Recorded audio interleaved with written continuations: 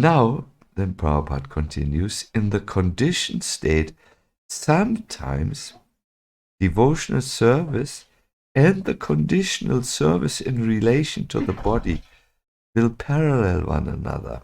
You know, it's when your spiritual life is not at all crossed by what you do to maintain body and mind together. It goes parallel. It is very harmonious. There is no disturbance. But then again, sometimes these activities become opposed to one another.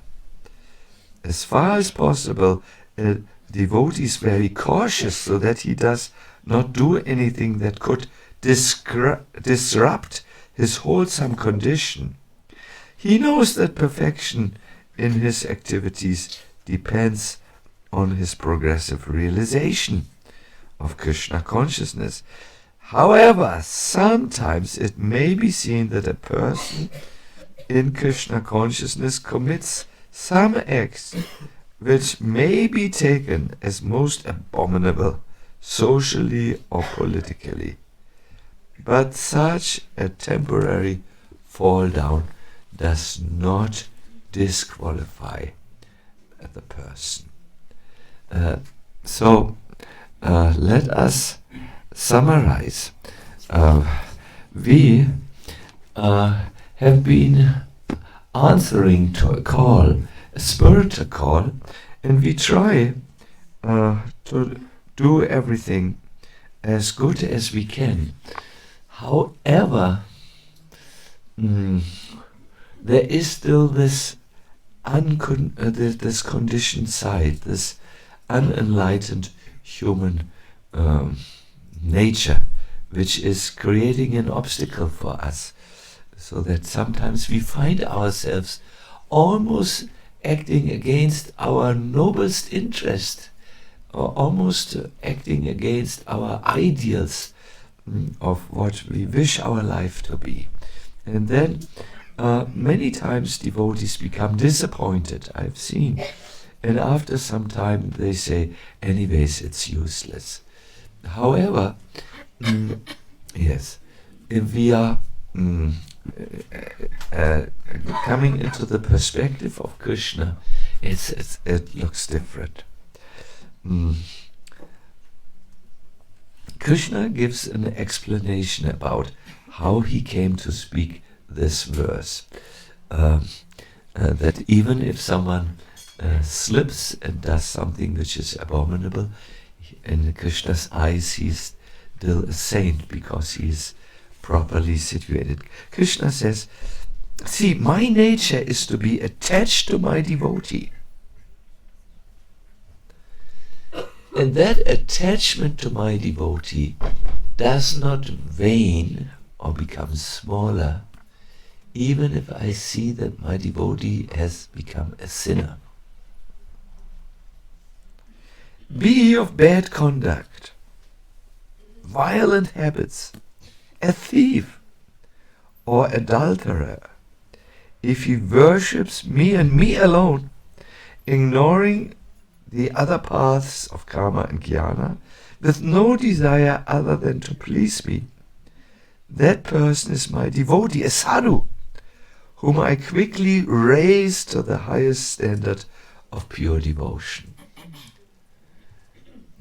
Very, very, very, very nice. Krishna doesn't give up on us, even when we might give up on us, our own selves. Because he has an attachment to anyone who goes on this. Then Arjuna listens to Krishna and he says, Krishna, wait a minute. I mean, if he does these bad things, how can such a person be called a devotee? And Krishna answers, you must know it's his devotional qualities. They are what define him as a devotee and make him respectable. In other words, it's not what he does bad that defines him. in Krishna's eyes, he has no place to see the bad thing as in his devotees. He doesn't see it like maybe we don't see oxygen in the air or something. We just can't see it. So that is my opinion. And I am the ultimate authority on Dharma and Bhakti. So if one ignores my conclusion, that would be offensive against me.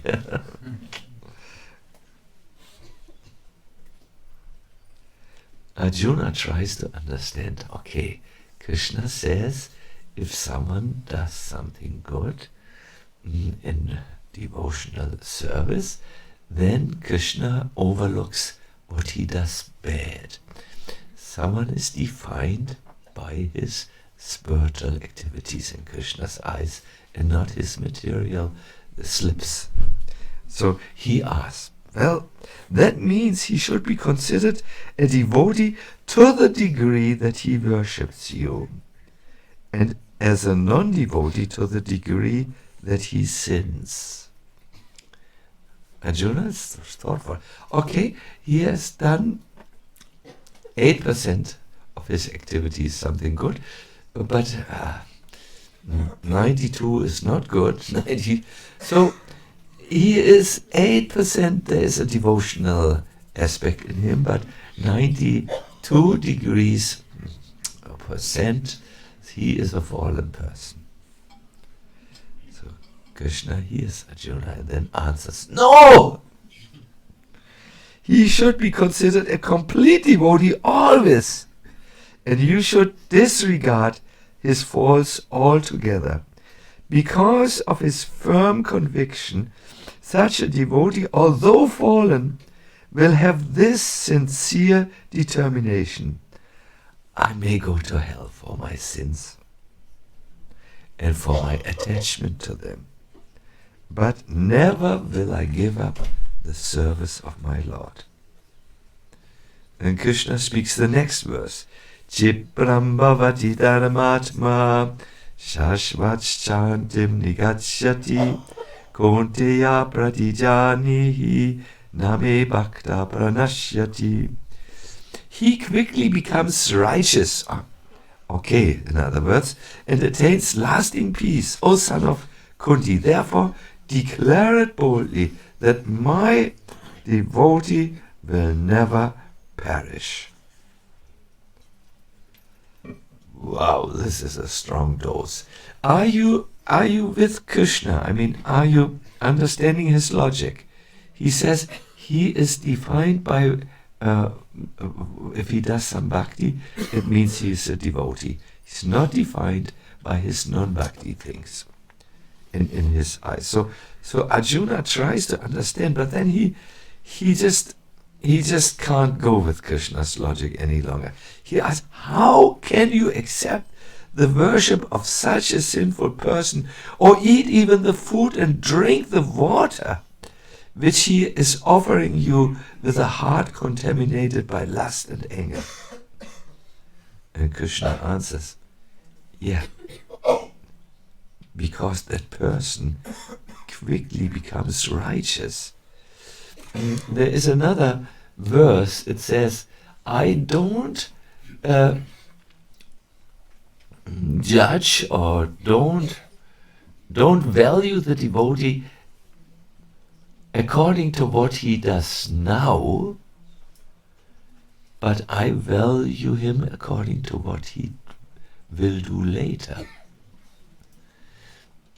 In other words, Krishna says in that verse, I don't necessarily am thankful for gifts that are given to me now at present. I'm thankful for the gifts that will be given to me in the future. Wow, this is really a divine perspective, which spans over a time in which we have no insight. That is the future. Krishna knows the future.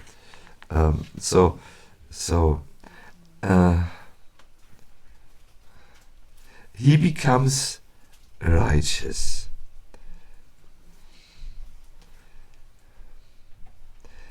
this means, Vishwanath Chakravarti Thakur says, Krishna thinks like this: my devotee remembers me, and he repents.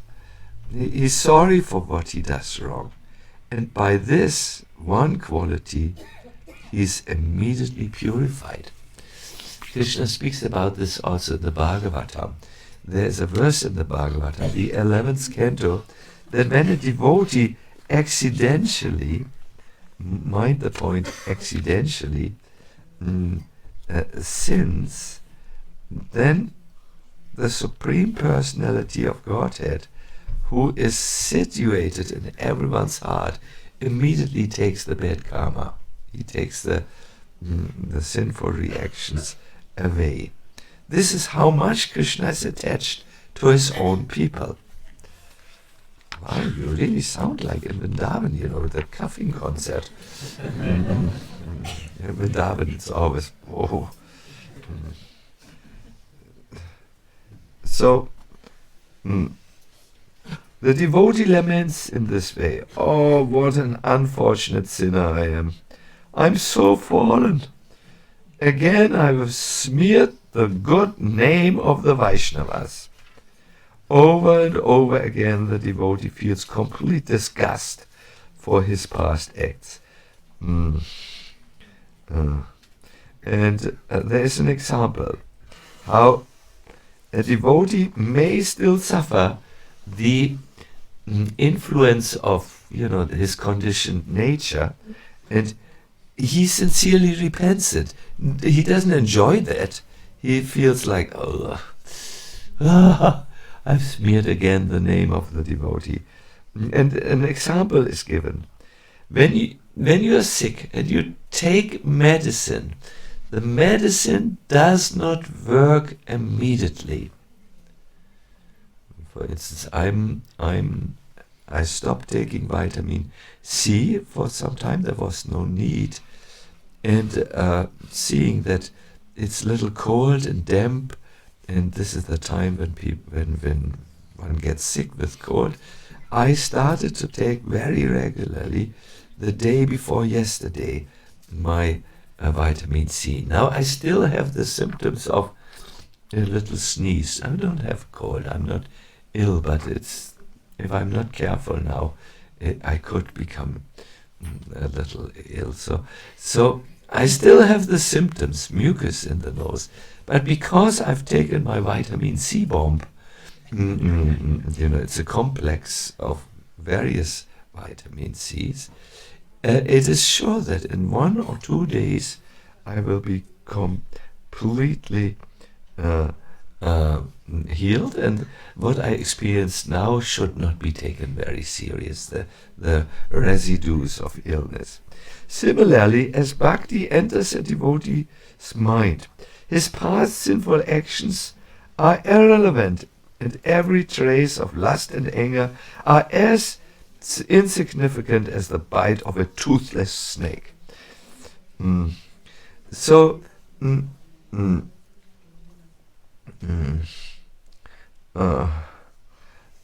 Arjuna says, my dear Krishna, I just cannot. What will bhakti? Everyone will laugh or avoid bhakti because you are protecting the devotee even when he does something wrong. What will the world say? We all know when a devotee is if you cover up for someone and someone's mistake, you are also guilty. No?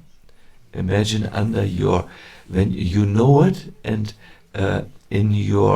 under your supervision, certain people who are under your guidance do things which are really wrong, and you don't say anything.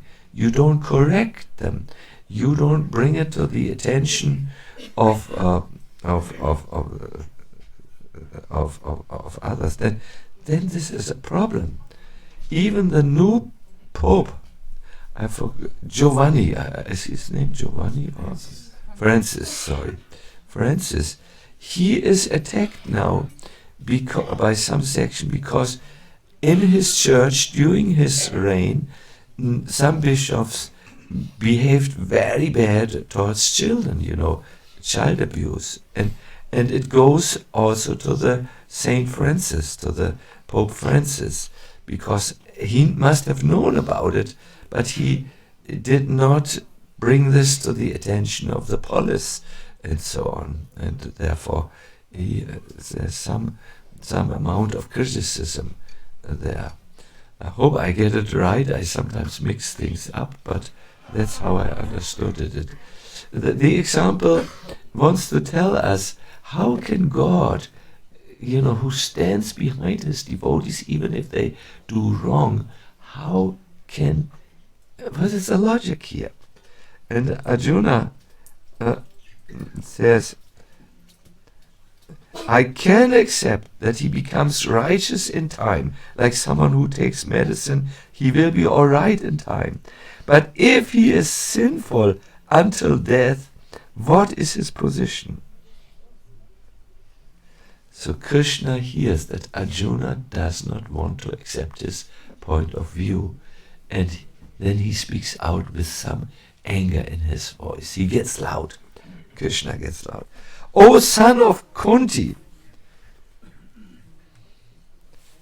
He calls him son of Kunti because Kunti is the mother of Arjuna, and mothers usually are very kind to their children, isn't it? At least my mother was always very kind, even when I had stolen or I had spoken a lie in the school. My mother said, he's a good boy, he's just momentarily a little bit. He needs to eat good pizza, then he will be all right. So in the same way, Krishna calls Arjuna now by his mother's name, reminding him how kind your mother was. Why are you not kind to the devotees like your mother? He says, O son of Kunti, my devotee is never vanquished. Even at the time of death, he does not become fallen. Then Arjuna says, but this is very bad for your social media, Krishna. Critical people will neither accept nor respect your argument. Then Vishwanath Chakravarti Thakur says, Krishna now sees that Arjuna is concerned for Krishna's reputation, and therefore he encourages him. He said, listen to me, Kaunteya. Beat a drum as loud as that the sound goes up to the heavenly planets. March boldly into the assembly of those squabblers. Baladev Vidyabhushana said that Smriti Brahmanas, And before their very eyes, throw your hands in the air and fearlessly declare that my devotee, the devotee of the Supreme Lord, although a sinner, does not perish, but rather he reaches supreme perfection. When you defeat their arguments and deflate their pride, they will accept you as their guru. My dear devotees, what goes on here in Krishna's mind? There are two things which we need to understand in order to understand how Krishna is so kind to his devotees. The first thing is that Krishna says, if my devotee is situated on the path. What does this mean? This means that despite the failure of the devotees, despite his success or failure in his spiritual life, Krishna says he is always going. I can see he's trying to go, sometimes crawl in my direction. And for this, I love him.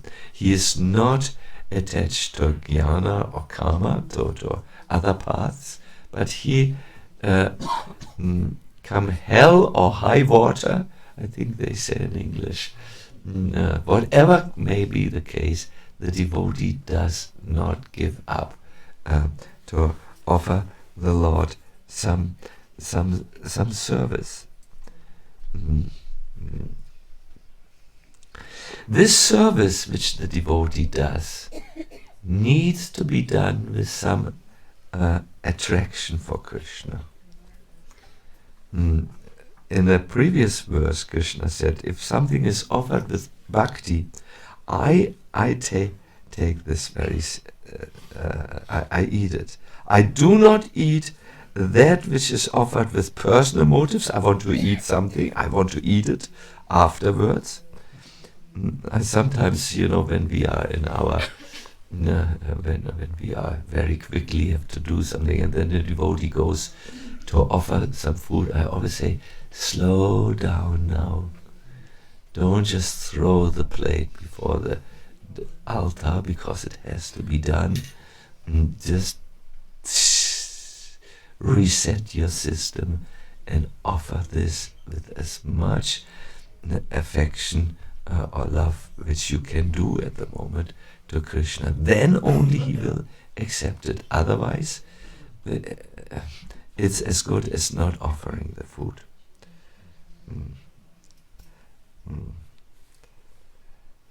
Having mentioned with devotion, the Lord says, I accept what is offered with devotion. So, in this way, this is what is the first point.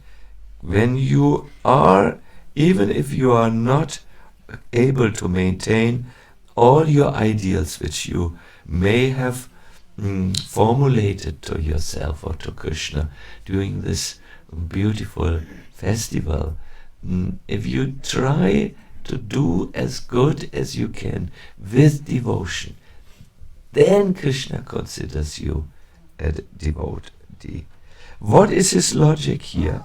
He says, in due course of time, we should,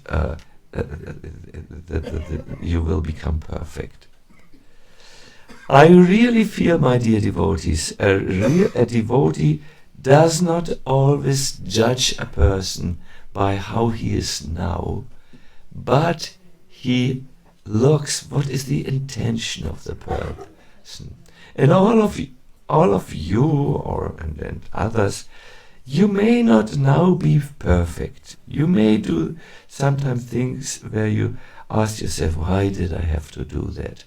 But you're, as long as you take to this medicine of offering something with as much devotion as you are able to do, if you have these short moments of devotion in all of your lives, Krishna thinks, well, he takes the medicine.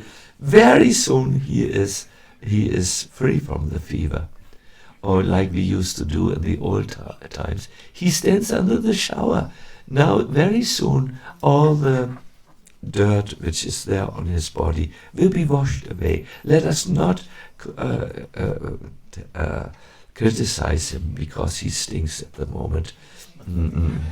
Oh, I'm sorry, because he smells aggressively at the moment. Have to say it a little nicer. Let us understand he's in the process. But you must take care that within your days there are these moments of devotion. This is very important. Like yesterday in this very nice play of Syamananda and Surabhi, remember, this person did something without devotion for the whole life. Then, due to changing circumstances, he did his offering with devotion. He read with devotion. He chanted with devotion. And that was accepted by Krishna. And do you remember how he was offering with devotion and Krishna was next to him and he took from the plate? No? It's these short moments of devotion. Please don't lament that life is demanding of you so many things. Maybe you have to work. Maybe you're a mother who has to educate the children and spend a constant time with the children. Maybe you are just coming to Krishna consciousness and you feel you have to finish your academic career or your artistic career, and so on. Whatever is the situation, try to have a moment of pure bhakti. And pure bhakti means that you are only exclusively doing in that time which you do bhakti activities. I think this is such a good message for let us say, for concluding this festival, because very often we become depressed since we cannot do the quantity services. We cannot maybe read as long as we want. We cannot maybe give in the morning time 2 hours for chanting, and in this way we feel depressed, and we somehow squeeze in our sadhana in the midday pause or in the evening when we are already very, very, very down with our energy. My dear devotees, Krishna needs this element of bhakti. And if you just do things out of duty, out of the reason that you want to complete everything, or if you do things not at all, like also this happens also on the devotional path with some of us. Yeah, it's the first thing is a little bit better. You're trying to do at least something and not ignore Krishna completely. But really you must know he wants these moments of devotion from you. I remember in this connection an illustrative story which I have told already once or twice. It's about Maharaj Janaka, the father of Maithili, Mother Sita. And Maharaj Janaka was a Raja Rishi, a saintly king. When his time came, there was the Vishnu Dutas came with a Vimana to take him. And the Vimana somehow, I don't know why, flew past the hellish planets. So Maharaj Janaka heard the screams of the sinners who were lamenting because of the tortures that were inflicted upon him. And he felt such compassion that he told the captain of the Vimana to just put him before the gates of Samyamanipur. That's the town of Yamaraj, the hell. And he sat down there and he started to chant. When Yamaraj was informed that Maharaj Janaka, on his return back to Godhead, had made a detour and was now sitting before the doors of his entry gate, he immediately came out to greet this great Mahajan, this great personality. And after exchanging a few words of greeting, Maharaj Janaka said, I don't think I will continue on my journey back home, back to Godhead. No, said Yamaraj. Why not? No. Why not? Well, how can anyone ignore the screams of these people who are tortured in hell? I just can't continue. I will be with them. I will try to heal their wounds. I will soothe their mentality.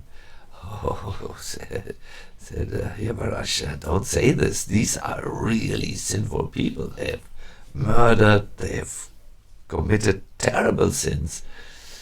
No, I can't go. Is there any way how I can serve these people so that they're free from suffering. Maharaj said, I really think you are overdoing it with your compassion. These are people who have raped the wife of their gurus. They are really very, very bad people. Yeah, but they did so under the influence of Maya, strong influence of Maya. No.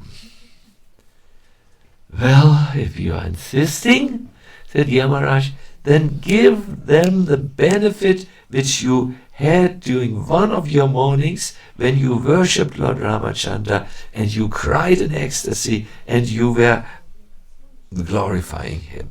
That is enough to free the whole hellish situation for all of them. So yeah, Janaka was of course very ready to do this, and this moment of devotion, when he was there in a devotional space, he's always in a devotional space, but just the story is about this, is enough to do away with a lot of bad reactions. My dear devotees, when you leave, look for those moments in devotion.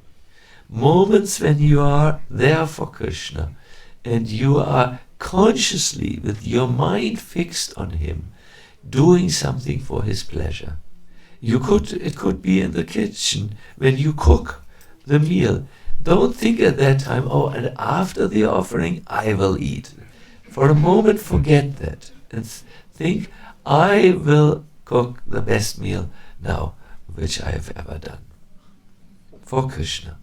This moment is what Baladev Vidyabhushana talks about when he says, that's when the Lord eats. That's when the Lord, when he sees this bhakti, accepts whatever it is that you may be doing. So Krishna is so much attached to this one moment in the life of the devotee that he says, this moment is enough to make him very quickly alright. Chibram, what is the verse? Chibram bhavati dharmatma shashvat shantim nigacchati konteya pratijanihi name bhakta pranashati. No? He quickly, this devotee, quickly becomes righteous and attains lasting, everlasting peace. O son of Kunti, please declare it boldly, my devotee will never ever be destroyed.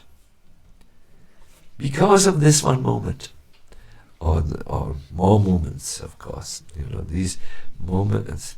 So I want to say this, that sometimes I feel when I talk to devotees that their practice has degenerated into something where they just want to tick off the sadhan sheet. I did this, I did this. Okay, I kept my promises, and so on. And they forget that Krishna only wants bhakti.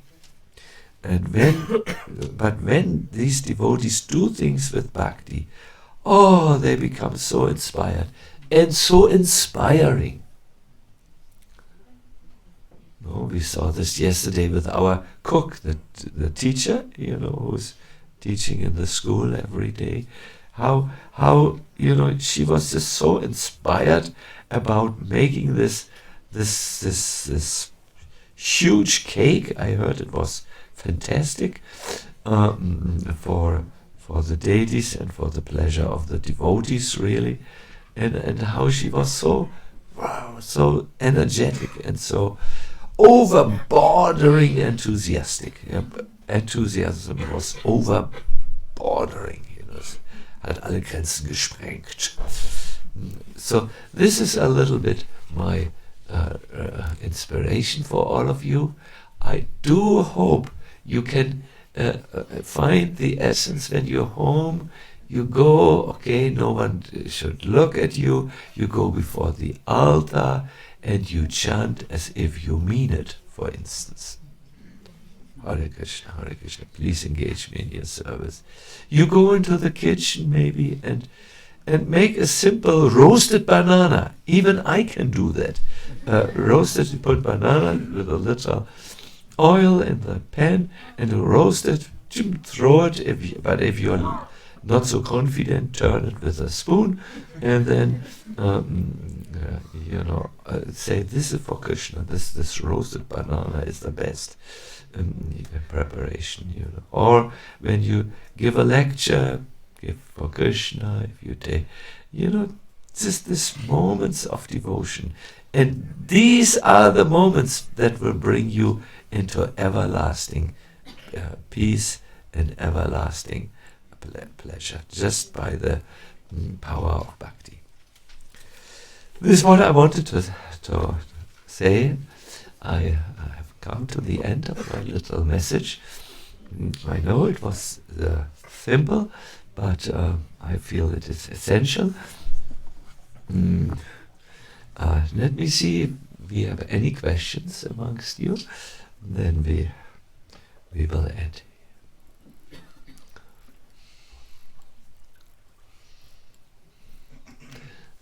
Actually, I must take them. Yes, Karuneshwari from London, actually. No, from England. From England, yes. So we can understand that. We have a microphone for you. Thank you for the fast Maharaj. So I was thinking, we can understand what you're saying, that Krishna never stops viewing us as his devotee, and when we make mistakes or fail in some way. And at the same time, it seems that sometimes Krishna seems to make himself less available to us when we are off track. And I'm trying to understand, is that a corrective situation for us to realize that even though Krishna is not stopping viewing me as his devotee, still something needs to be changed internally. It's not a cheap thing, and that if you can feel that Krishna has actually become more distant from you in those times. Yeah. Mm-hmm. Mm-hmm. This question is dealt with by Srila Vishwanath Chakravarti Thakur in Madhurya Kadambini. See, bhakti, there are always many perspectives and many layers, and you need to read a little to understand.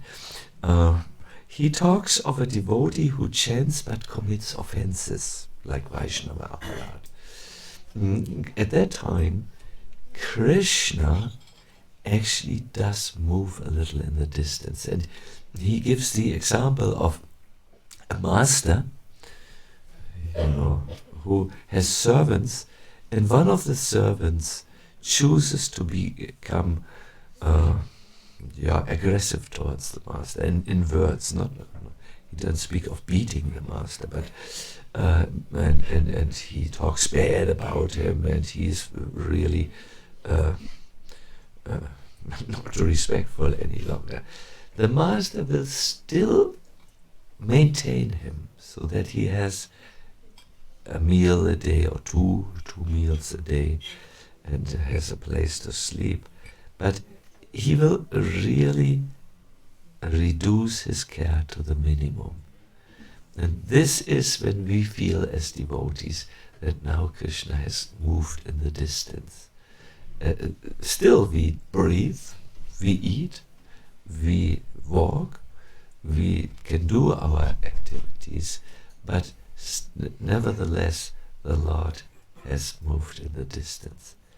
Don't we know this even in human relationships? There is, when we are in the family, maybe we have heard our mother or our father, we've really heard them, and they maintain us, but we know they are not inviting us for walks, they're not inviting us for talks.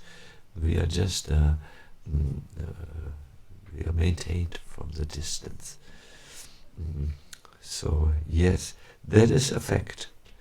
That is a fact. Prabhupada also addresses this question of Krishna going in the distance. Oops, sorry, that was the book came down.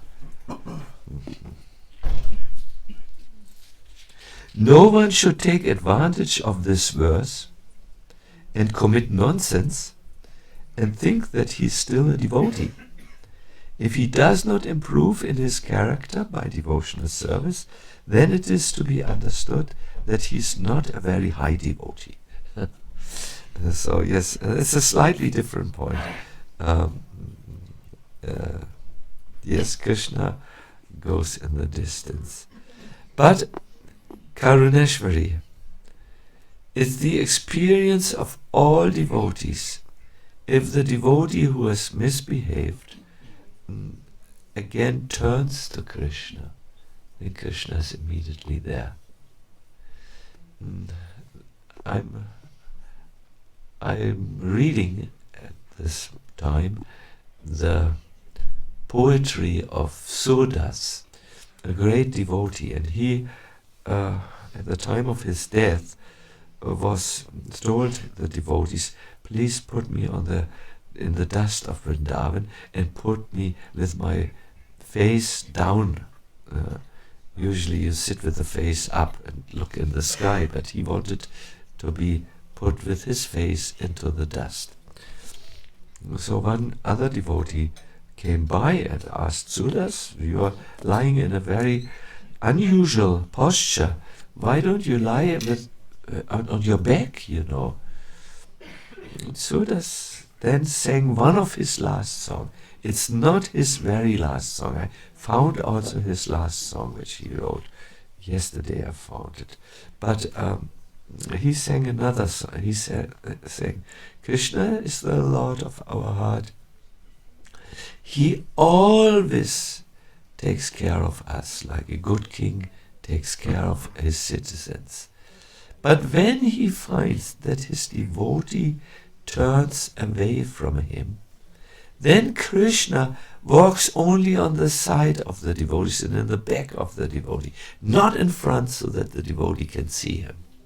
He removes himself from the front. He's still there a little bit on the side and in the back, but not in the front of the eyes. However, if Krishna sees that that devotee who had turned away from him now turns fully to him, Krishna comes from the side and dances with joy in front of the devotees again. So now I'm giving up my body. I want Krishna to be in front of me, and that's why I'm with my eyes and nose in the dust of Vrindavan Dham, because Vrindavan is also one form of Krishna.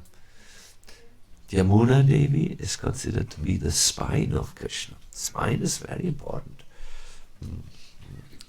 So, yes. You will be surprised, every one of you, when you can see I did a mistake and you need to repent it. If you repent it, the fire of repentance burns away the mistake. And then you turn to Krishna. He's immediately there. It's amazing. He doesn't go, oh, Sala, I'm so hurt. I cannot talk to you for 1 year. You know, and so on. Or I'm so sulky. I'm so much in man, in anger with you. No, immediately, clack, he's there because he loves us. He loves his devotees. Krishna. Wonderful question. Karuneshvari, the mother of Vilasini Radha. I think it will take you 2 weeks to learn that name. Because whenever you see the child, you go by the old name. It's normal. Hare Krishna. Yes, so, anyone else? Vishaka. Hare Krishna, Vishaka. So if I understand properly, it's actually everything about our. So if I would like to understand properly, so it's everything about our attention. So if we do mistakes unconsciously, then Krishna is taking this, like you was telling us. But if we are not conscious, so it's everything, about our consciousness. So It's very much for, like you say, yes, it's all about our intention. And that's the difficult part in bhakti, to have the proper intention. When you make mistakes and you don't, you don't think, okay, it's all right, modern times, my neighbor also does the same thing. And then Krishna is disappointed. But if you do, you go, oh no, I did this again. And, that Krishna sees the intention is good, but weak heart. The heart is a little weak at the moment. And when you are vice versa, if you do your bhakti, but you have no intention to please Krishna, it's not really accepted by Krishna. I mean, it's better than not doing anything at all, but Bhaktivinoda Thakur says you can't practice bhakti out of fear, no, out of a sense of duty, I must do this, otherwise I fail, and something third. The only way you can practice bhakti is with some attachment and attraction to Krishna. I say to devotees, older devotees nowadays, find out the place where you can be enthusiastic and strengthen that, and you will see everything else will come back to you. Find, in other words, your bliss in Krishna consciousness. I'm saying it like that. It was a saying in the 60s. Find your bliss, or what? Follow your bliss. Follow your bliss or something. I forgot. Find where you really can do something for Krishna. For me, for instance, I like to do japa, but somehow I notice when I give japa retreats that many devotees do not really find great pleasure in it. But they like deity worship. They like to worship Shilas. They like to read, perhaps. Or they like to cook and offer it for Krishna. Stick with that, and then you will feel again the divine reciprocation, and then your whole, everything else is uplifted. The flood of bhakti comes, and raises all the ships, your relationship to japa, your relationship to other devotees, everything. So find out where you can really feel, wow, I like to do this for Krishna. And then everything else will follow. Mm-hmm.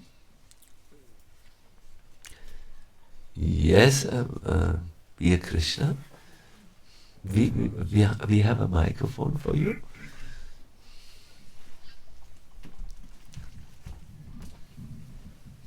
Maharaj, a question on chanting. During chanting, I can feel that for me it's very difficult to connect Hare with Radha. So it sounds a bit like an alien word to me.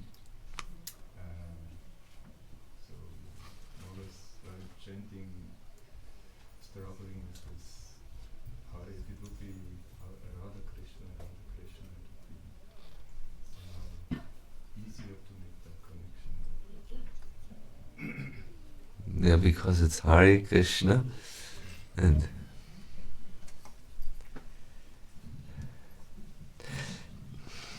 have you ever tried to learn a new language?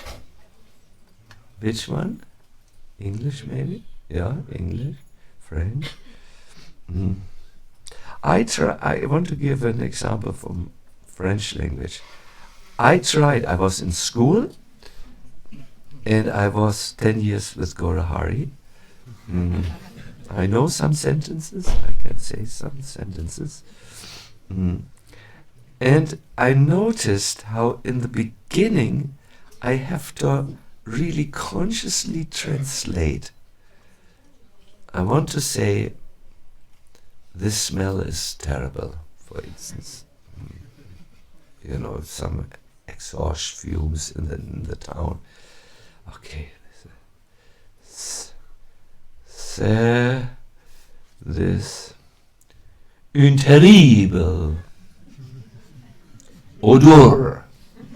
I need to really go word by word to say this smell is terrible.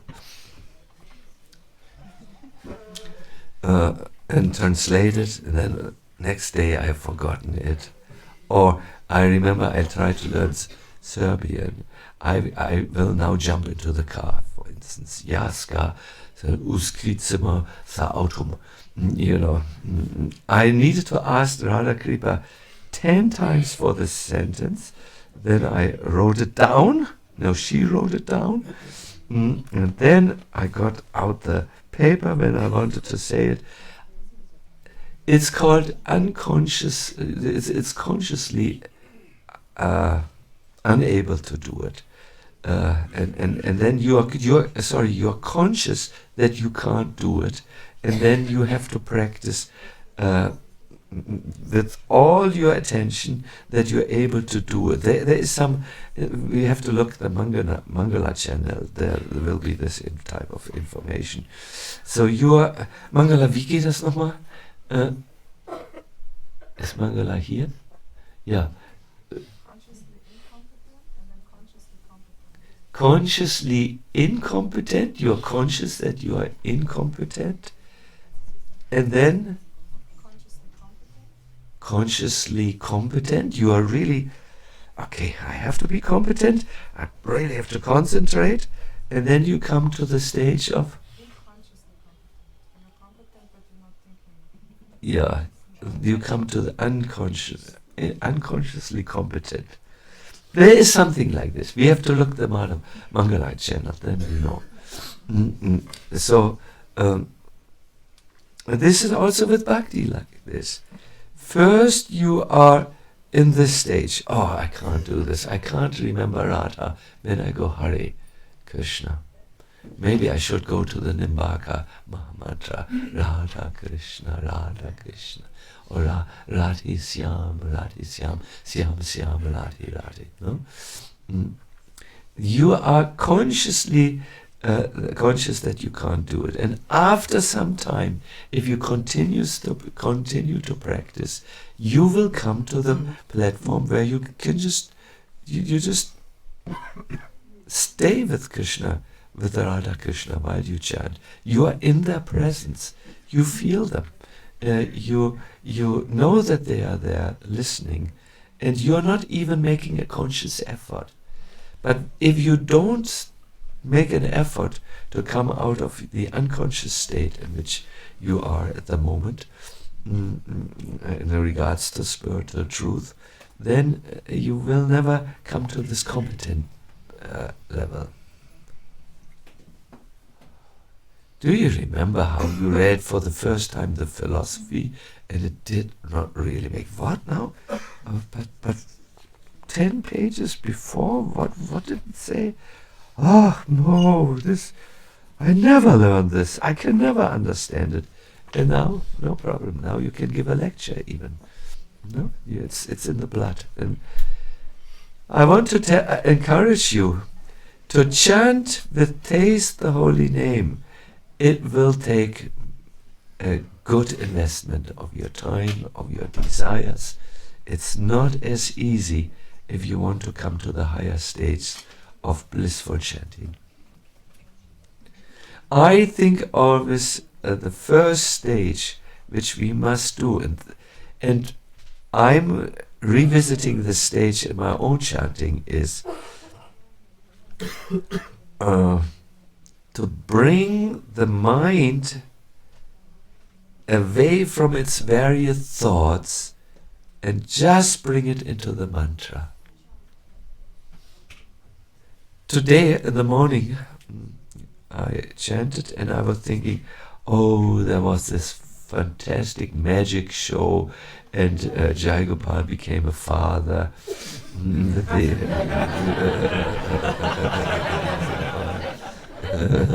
You remember? And Ambarish had so much money in himself. What was it? Euros or what? What? Euros. So many.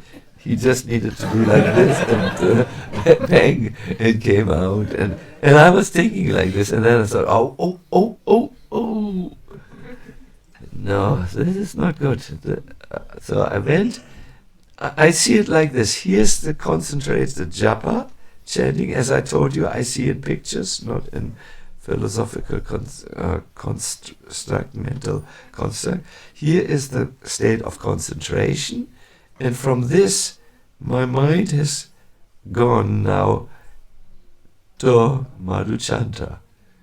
And Jayagopal becoming a father, and Ambarish having so much money came out, he just needed to pang, and boom, from the ear came. So I was there, but then I thought, this is not Krishna consciousness. So I took the thought from these scenes and I just brought it back to the chanting. And then other thoughts came. Oh, why did so-and-so not come? Do we have a difficulty in our relationship, which I'm not aware of? And I became anxious. Oh no. And immediately I noticed, oops, the mind is now in anxiety. And I brought it from there right to the chanting. I said to myself, I can deal with everything, but after the chanting. So whenever the mind goes somewhere, even nice things, nice thoughts, like I was thinking about the night theater play, I brought it back under the, and just listen to the holy name, and the holy name then does something. When you are out of your mental cloud and you are in that place where you're with the holy name, it takes the consciousness somewhere else. This is a basic foundation of knowledge and meditation. You just take the mind out of the thoughts, out of the problems also. The problems only exist in the mind. There are no problems except for the problems which we see in our mind. So you take it out of this cloud and bring it, that's very important, bring it to, when we do mantra meditation, to the mantra. And the mantra will do something with the mind, and you will feel very relieved after chanting. Oh, I was in the no mind or no material mind zone, no material mind zone. This is the first thing, and I think it is very important, because if you start to conceptualize Radha is identical with Hari, you will use the material mind and activate the material mind. And it will tell you, I can't understand it. I could understand it if it's like this. And again, you are mentally, you are still on the material platform with a nice problem, that you. Very important, these things. Therefore, it's good to understand how to meditate, my dear devotees. Prabhupada, when he was asked about chanting, what to do with the mind during chanting, he said many things, but one thing which is often quoted in our movement is, he said, where's the question of the mind? You just hear and chant. You park the mind somewhere. It's not necessary, the mind, at that time. You don't need a mind to chant. The mind will become silent if you don't fuel it with more energy, and then so many nice divine realizations come, which are not constructs of the mind. You are in a real spiritual place.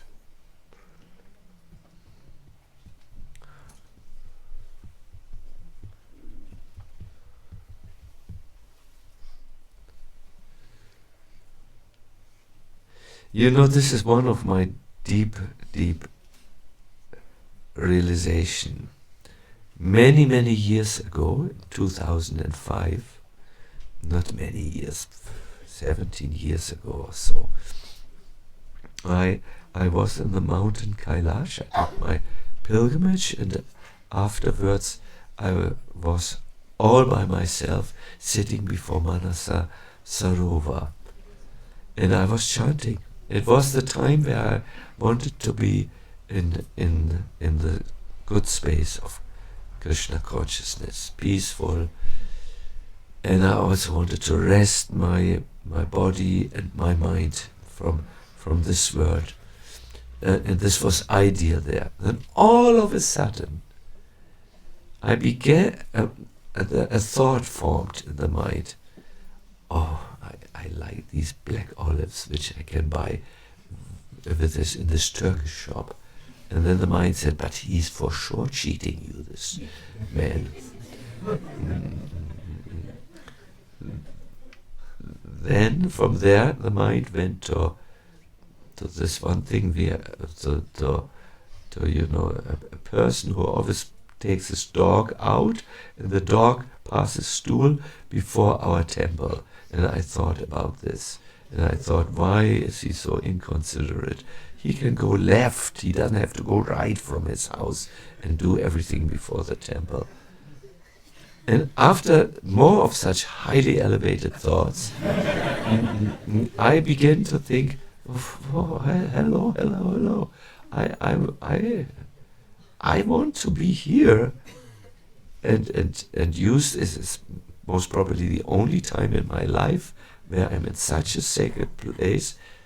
What is now thinking of black olives? What and of the dog who relieves himself before the door of the temple? I mean, this is not in my interest. I don't want this. But who comes up with these highly elevated thoughts? Then I understood, it's my mind. Then the next thought I had, I can't live with this ordinary mind. I can't stand myself like this in this models when I'm like this. Then I thought, wait a minute, there are two people, no? I and the person I can't stand with. So I'm not identical with this. And for the first time in my life in Krishna consciousness, I understood I don't need to believe what this other agent brings up, this mind. It's not me. It's something else. It constantly is doing something, but it's still not me. It's just like the heart. Bang, bang, bang, bang, bang, bang, bang. I am not beating my heart. It happens. The heart does it on its own, and so on. Or I'm not consciously breathing. I'm not telling myself in and out. My breathing happens to me. Or the circulation of the blood, or the digestion of my smoothie in the stomach. It happens. It's separate from me. So through proper meditation, you learn to disidentify with the mind, and then is when spiritual life starts. Then you have peace. And then after some time you can tell your mind what you want him to do. You say, it's better if you cooperate. It is better, then I don't have to fast you for a long time and just ignore you. We can cooperate. But please don't do your own thing. I'm now awakening to my spiritual life. I'm tired of following you around. You and me, our interests are sometimes separate. So I'm requesting you to cooperate with me. Otherwise, I will not follow you any longer. Don't want to be a slave to you any longer. You have tortured me long enough. That's how a devotee thinks. Hare Krishna. I'm telling you a few things. This is the type of talk which we do in the meditation book. We have to Actually, only small things like this. We made mostly it's very positive, and some scientific references are there, so that it's good. I'm feeling the time. Do you also feel it? 10 minutes to 11. Scandal. Is it? Let me see. Yeah. I would suggest we end here. I thank you very much. I see Gaur Rahari getting ready. The purpose of this concluding lecture was moments of bhakti. And do these moments of bhakti where you really do something consciously for Krishna, for his pleasure.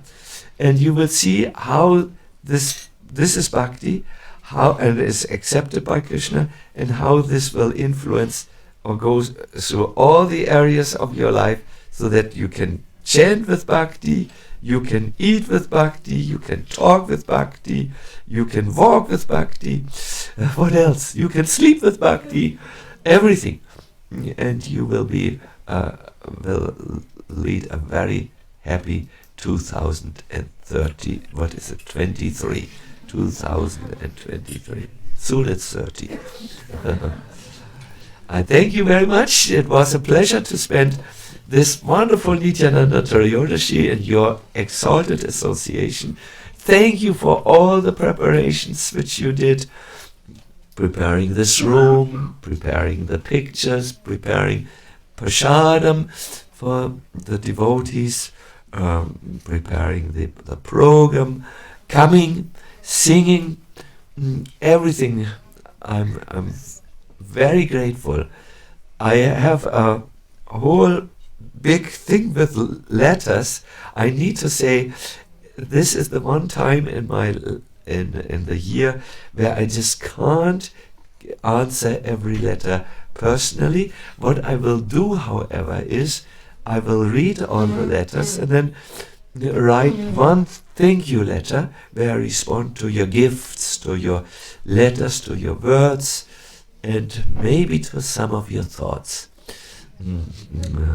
Yes, I always pray that I also understand what you are thinking, so that I can be relevant to your lives. So that letter will come and will be available in the known forums in which we publish things for disciples. Good. Srila Prabhupada ki jai, Sri Sri Gaur Nitai ki jai, Gaura Premanandi Hari Hari Bol, Jai Jai Sri Radhe, Jai Jai Sri Radhe, Jai Jai Sri Radhe. Shyam. Hare Krishna. So this is the last announcement for this festival. We'd like to thank you very Oh. much. We'd like to thank you very much for your participation, and also especially to His Holiness Nityananda Swami, who could always bring us so deep into the essence of Krishna consciousness through all the lecture. All those lectures have to be revisited and rethought of. Before you go, there is still a few small things happening today. We noticed that many of you did not breathe enough during the festival because of situation. So Tarun Krishna will give now a pranayama workshop now after the lecture in the Nandakam room, so you can recover whatever you did not breathe during the festival.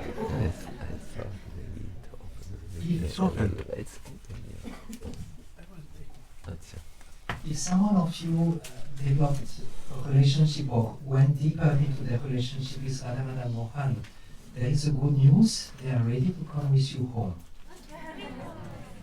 But in the calendar form,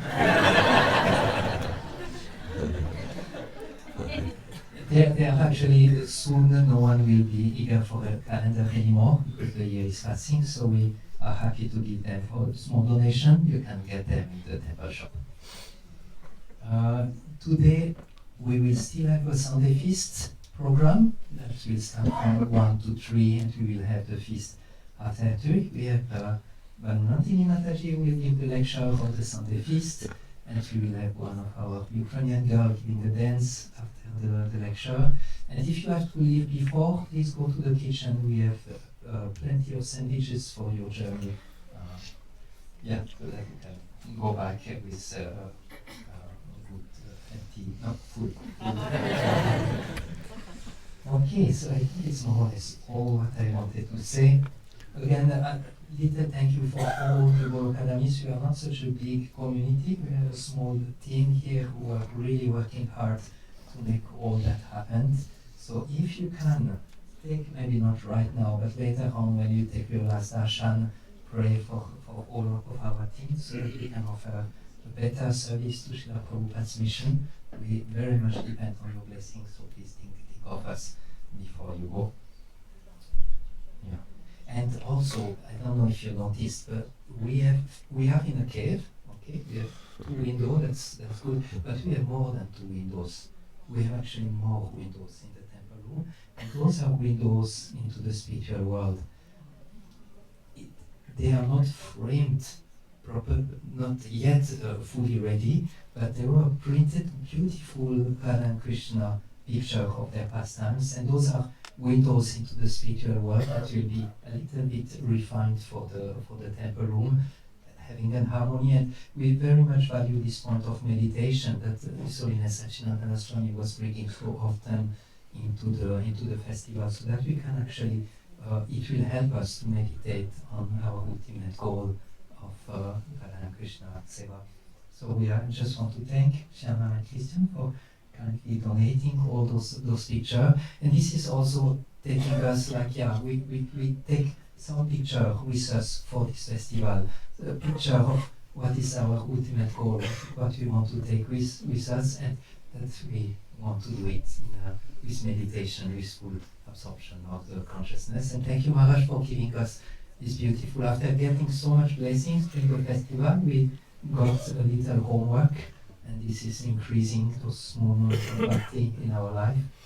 So thank you all for being here, participating, giving your heart, giving all your strengths, and thank you, Maharaj, for being here. Please come again and again.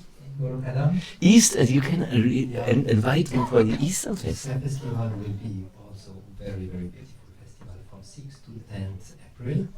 So I think it's more a retreat actually. I made a mistake. It is You can say Hari Pasha. Yeah, Hari Pasha community is very, very empowered and very knowledgeable devotee will be coming from India just for this festival.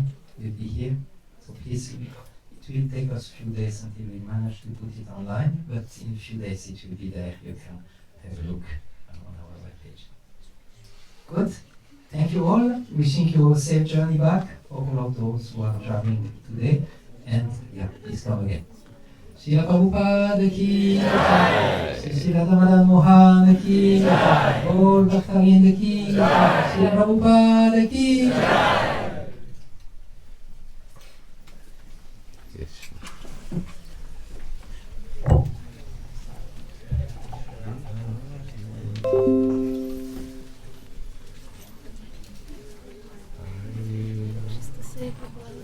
Feelings of the fault is sick, so he couldn't come. But thank you for brought a gift for you.